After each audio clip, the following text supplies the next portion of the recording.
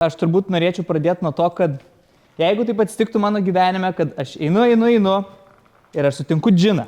Ir tas džinas man sako, Edvinai, aš galiu išpildyti vieną tavo norą, kuris padėtų suaugusiems geriau susikalbėti su paaugliais. Tėvams su savo vaikais, vaikams su savo tėvais, treneriams su paaugliais ir atvirkščiai. Ir aš džino paprašyčiau sunaikinti vieną mitą. O šitas mitas skamba taip. Jeigu aš, tėtis ar mama, ar galbūt treneris, mentorius, dar kažkas, dalinsiuos su paaugliu ar paauglė savo blogomis kabutėse istorijomis, kur man nepasisekė, kur aš kažką įskaudinau, kažkas mane įskaudino, kur aš buvau netokia, kokia norėčiau ar koks norėčiau atrodyti, aš sugadinsiu savo vaiką. Vaikas pradės taip daryti. Todėl aš turiu tų istorijų nepasakoti. Ir šitas mitas, atleiskit už šitą žodį, kurį pasakysiu, bet man atrodo, jis labai svarbus, nes mes kalbam paauglių temai, šitas mitas yra pats didžiausias bullshit. Ir kodėl šitas mitas yra bullshit? Tai dirbdamas su paaugliais aš supratau tai, kad paaugliai yra patys geriausi bullshit detektoriai. Niekas iš jūsų nėra toks geras bullshit detektorius kaip tu, kur esate dar paaugliai. Mūsų geštalto mokytojas Viktoras Keturakis sako, kad paaugliai specialiai pingina ir bado suaugusiuosius iš visų pusių, kiek tik įmanoma, dėl to, kad jie mato kiaurai visus barkodus, pakuotės ir vitrinas, kurio mes esame apsistatę, kiaurai visas sienas, kurio mes viduj vadovaujamės ir kažkodėl sakom, kad esam teisesni, mes žinom geriau ir panašiai. Jie tai mato ir juos tai erzina. Dėl to, kad jie dar nėra prisistatę visokiausių sienų ir jie dar nevaidina spektaklį, kurie mes taip gerai išmokom vaidinti. Jie leidžia savo parodyti tai, kas yra jų viduj. Ir labai dažnai nutinka, kad mes suaugusiai, bet ne jūs, ne šitoj salėje ir niekas, kas čia yra, o tie, kas yra Radisson Blu dabar ir turi panašų užsiėmimą, kaip turi mes, tie suaugę yra linkę žinot geriau, stovėt ant savo kėdės ir aiškint, kaip paaugliai turi gyventi ir ką turi daryti. Jie turi savo tiesos sienas pasistatę, kur jiem tos sienos viduj yra aiškios. Kažkuri siena yra mano gėdos patirties siena, kažkuri siena yra nepriimto sprendimo siena. Bet mes paaugliams sakom, kas yra teisinga ir kas neteisinga, neparodydami jiem, kodėl mes tai sakom, kokios yra tos sienos. O tiesiog sakom, kaip turi būti ir neturi būti. O įsivaizduokit tas paauglys, kuris ir šiaip negali apkęsto jūsų netikrumo ir vis ieško mumise žmogaus, jisai tada dar labiau pyksta ir dar labiau nori trigerinti ir dar labiau išgauti iš jūsų žmogišką reakciją, kuri parodytų apie tas sienas, kurios yra mūsų viduj. Taip, tai jie yra tokie nuostabus bullshit detektoriai. Ir kai mes Vyrų kalvės akademijoje veikdami ar ūmai, kaip sakė Augustė, bet aš pasakosiu jums apie savo patirtį. Kai aš ateinu iš užsiėmimą su paaugliais, ar tai būtų ateinu į mokyklą, ar mes pradedam stovyklą, aš pradedu nuo vieno labai paprasto dalyko. Tai smalsumą. Aš kviečiu juos pasmalsauti. Pasmalsauti apie mane. Prieš pradedant pasako tai, ką aš čia stovėdamas ant kėdės, kaip saugusysis, atnešiau jiem parodyti. Ir kai aš sakau smalsauti, aš nesakau apie tuos klausimus, kaip kokia tavo mėgstamiausia spalva, kokį darbą dirbi, kiek tų metų. Aš kalbu apie tuos klausimus, kurie dažnai stringa paauglio ar paauglės gerklėj, bet jie yra neįtikėtinai įdomus. Tuos klausimus, kurie priverčia tą, kuris klausia, dažnai net suraudonuoti, nes kaip taip galima klausti. Kalbu apie tos klausimus, kurie iš tikrųjų yra paaugliam įdomus, tokie kaip: koks buvo tavo pirmas kartas ir kaip tu jauteis, kada tu kažką palikai ir koks buvo jausmas, koks jausmas buvo, kai tave paliko, kiek uždirbi, kodėl tavo santuoka iširo iš tikrųjų. Ir kai jie manęs klausė šių klausimų, kai aš į juos atsakau, labai svarbi šita dalis, aš nebandau jiem patikti, įtikti, padaryti jiem įspūdžio ir svarbiausia, už mano istorijas, kuria aš dalinuosi, ji yra nešlifuota. Jeigu klausia apie tai, kokius narkotikus vartojau ir koks buvo jausmas, aš ir papasakoju apie tai, kokius aš narkotikus vartojau ir koks buvo jausmas. Ir tada jie supranta, kad štai yra suaugęs žmogus, kur jis nebepagauna paauglys, kad tai yra kažkoks bullshit. Ir kas tada atsitinka trumpuoju laikotarpiu? Trumpuoju laikotarpiu, jeigu tai esu mokykloje ir kažkur kitur, paaugliai atsipalaiduoja, nukrenta jų kapišonai, rankos iš čia, pasidaro čia, jie sėdėdami šitaip pasvyra į priekį ir pradeda klausytis. Ir jūs patys prisiminkit, tėčiai, mamos, prisiminkit pokalbį su paaugliu, o paaugliai prisiminkit pokalbį su kažkokiu suaugusiu žmogum, kuris buvo toksai, kur labai šilta krūtinį. Prisiminkit, kada tokį pokalbį turėjot. Aš net neabejoju, kad tas pokalbis pasižymėjo 2 kriterijais. Tai pirmasis kriterijus yra tas, kad ten buvo kažkoksai lygumo momentas. Skirtingai apibrėžiamas, bet ten greičiausiai buvo kažkoks lygumo momentas. Galbūt tą akimirką jūs nulipot nuo žinojimo geriau solelio. Ir antras dalykas, tai buvo greičiausiai pažeidžiamumo momentas, kur jūs leidot savo atidaryti savo širdies čiučiu daugiau. Ir tai paskatino galbūt paauglį atidaryti. Tuo tarpu ilguoju laikotarpiu kas atsitinka, kai mes dirbam 2 metų studijų programą su paaugliais, tai labai stipriai atsitinka 3 dalykai. Pirmasis dalykas, jie įgauna drąsos ateiti su savo pažeidžiamu pas mus. Kadangi žino, jog aš nesu tobulas, aš turiu demonų, drakonų, nagų, visokių kitokių padarų savo viduj, jie žino, kad jiem yra nebaisu ir savuosius parodyti. Ir pas mus, nepamenu kelintoj laidoj, buvo toks incidentas, kai vienas paauglys, jam 17 metų, atėjo pas mus ir sako, aš jau 2 metus mokykloje stumdau veipus. Ir yra suaugę žmonės, pas kuriuos jisai dirba, kuris tos veipus parūpina jam, o jisai eina tiesiog iš barygos gavęs ir stumdo. Ir jis tada jau buvo giliai klimpęs, jis jau nebenorėjo to daryti ir jis šantažavo paskutinius 1,5 metų ir sakė, kad sumuš ir bus labai blogai ir panašiai. Ir jis drebantis, bijodamas, kreivas, šleivas, bet atėjo pas mus. Ir jis tai pasakė. Ir mes jam padėjom, kadangi pas save komandai turim ir teisininkus, kurie dirba su paaugliais, tiesiog padėjom, ką dabar daryti. Bet jis savo tėvams apie tai negalėjo papasakoti ir nepasakojo. Aš nežinau, ar jis dabar tai yra papasakojęs. Bet paklausus, kodėl jis to nepasakojo savo tėvam, tai dėl to, kad jis turi problemą šiaip, su kuria turi dylint, tvarkytis, ir jeigu dar pasidalinsiu tėvais, turės 2 problemas spręsti. Spręsti tėvų problemą, kurie įdaužys už tai, kad jisai yra toks šūdo gabalas, kad jis tai padarė. Bet čia taip daro tie tėvai kitam pastate. Tai jiem atsitinka pažeidžiamumą ir jie nebijo rizikuoti. Rizikuoti, parodyti, kai jiem yra sunku ir blogai, kai prisidirba. Ir kiekvienas iš mūsų mes prisidirbam. Antras dalykas, jie jaučiasi mažiau vieniši. Vien žinojimas tai, kad aš galiu ateiti, sumažina vienišumą 1000 kartų. Ir trečias, jie tada geba,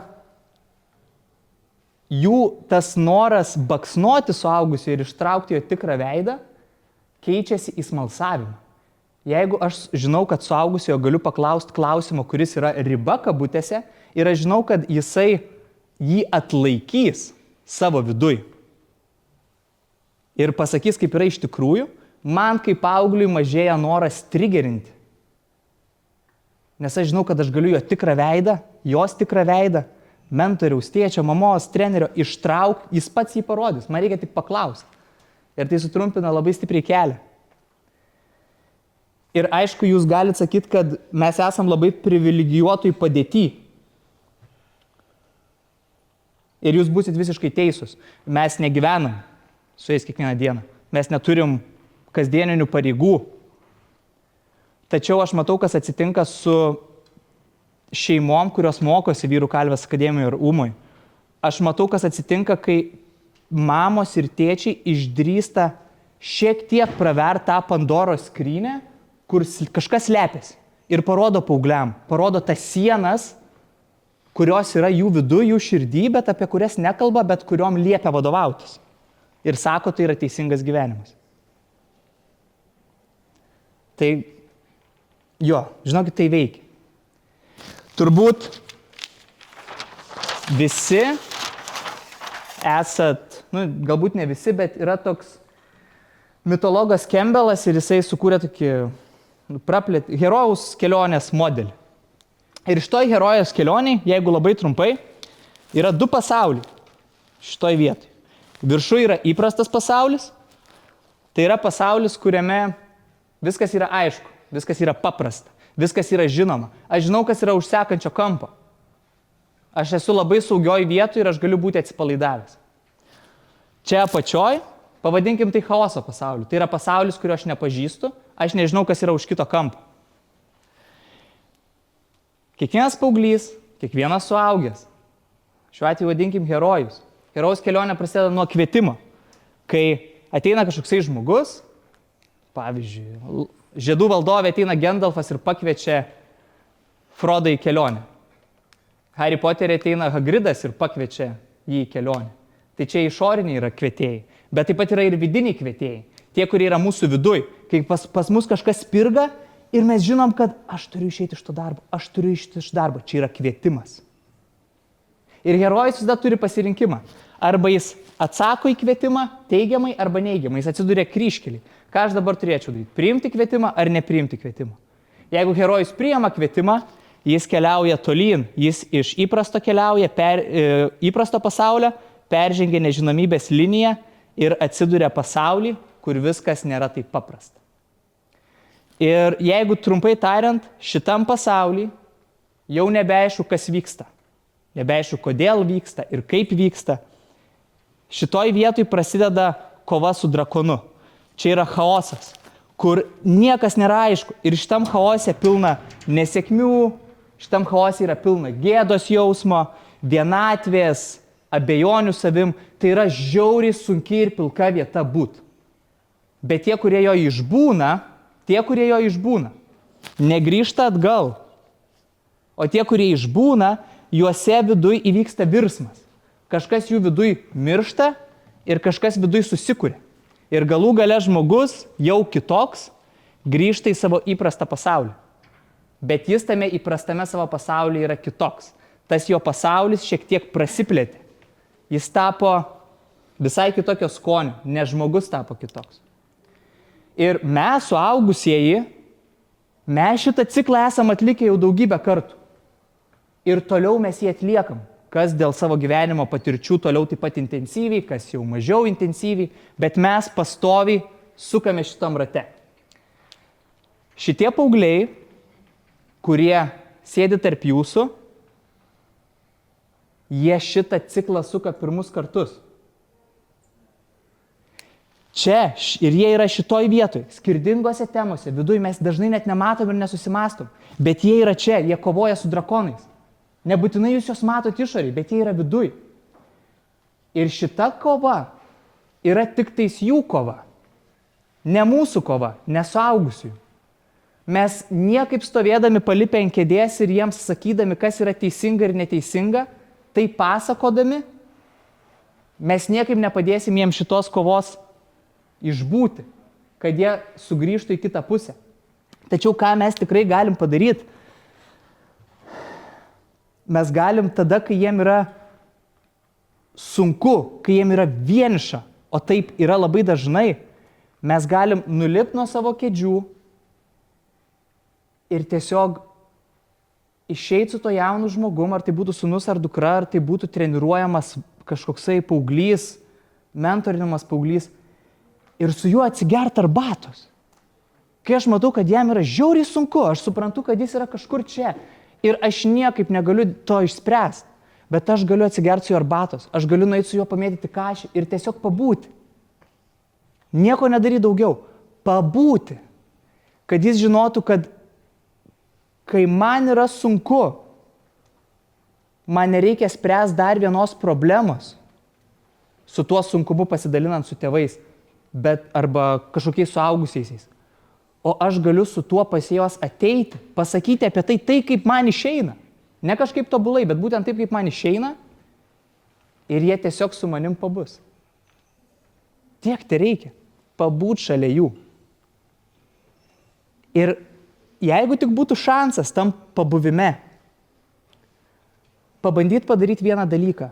Atsitraukti užtrauktuką, išsitraukti širdį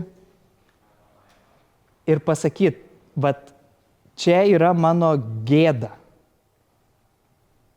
Šita gėda atsirado mano viduj, todėl ir todėl. Ir šita gėda, mano viduj pastatė sienas, kurios žiauriai veikia mano gyvenimą. Ir man kaip mamai, man kaip tėčiui yra žiauriai baisu, kad tau bus tas pats. Bet aš žinau, kad tau nebūtinai bus tas pats. Bet dėl to aš kartais tau aiškinu ir darau dalykus, nes tokia gėdos siena mano viduje yra pastatyta. Čia yra mano pripažinimo siekio siena. Kažkada aš taip įtikėjau, kad siekti pripažinimo yra taip blogai, kad aš palaidojau visas savo svajonės. Ir dėl dažnai tave vadinu naglu. Išsišokančiu ir visokių kitokių. Papasakot jiem apie tas sienas, nes jų nemato. Ir jūs nebijokit apie jas pasakot. Nieko neatsitiks. Jie dėl jų netaps blogesni. Bet juose tada atsiras vietos dialogui ir supratimui, kad aš nesu vienas. Viena šitam pasauliu, pro kurį einu. Ir kuris nebūtinai yra gražus.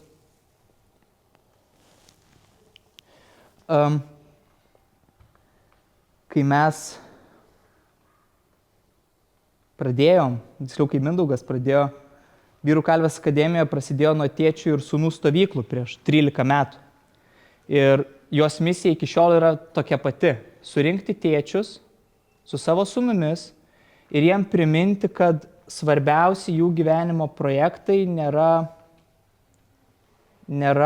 stikliniuose aukštuose pastatuose, kad jie yra namuose ir jie yra labai labai labai arti. Ir kad jie yra visai čia šalia. Ir kad jų užduotis gyvenime gali būti daugiau nei rūpintis maistu ant stalo ir stogo virš galvos. Ir kai pradėjom Vyrų kalvės akademiją, mes pradėjom nuo tos pačios minties, kad išleisti kiekvienais metais 100 paauglių, 100 bernų, kurie žinotų, kas yra globa, atida ir rūpestis, tam, kad šeimos, kurias jie kurs, mažiau vadovautųsi galios dinamika, kur taip dažnai yra. Ir dėl tam tikrų sociokultūrinių dalykų dar dažnai randam tai, kad šeimose visgi mamos laiko viską. Bet tai po truputį keičiasi. Jeigu anksčiau į tėčių ir sūnaus stovyklą iš 20 dalyvių 17 būdavo užregistruotos žmonų, dabar jau tėčiai patys registruojasi. Ir tai, kad čia tėčiai atsiliepia ir ateina, yra nerealiai faina. Ir dalykai keičiasi. Yra žiauriai gražu. Ir aš šitam visam renginiui norėčiau palinkėti visiems jum, tiek paaugliam, tiek mamom, tiek tėčiam, visiems. Pabandykit, kaip sako mūsų geštalto mokytojas, šiek tiek surizikuoti. Pabandyti šiek tiek daugiau negu įprastai pravert krūtinės lastą ir surizikuoti pasakyti tai, ko aš galbūt anksčiau neleisčiau savo pasakyti. Tad to linkiu. Ačiū.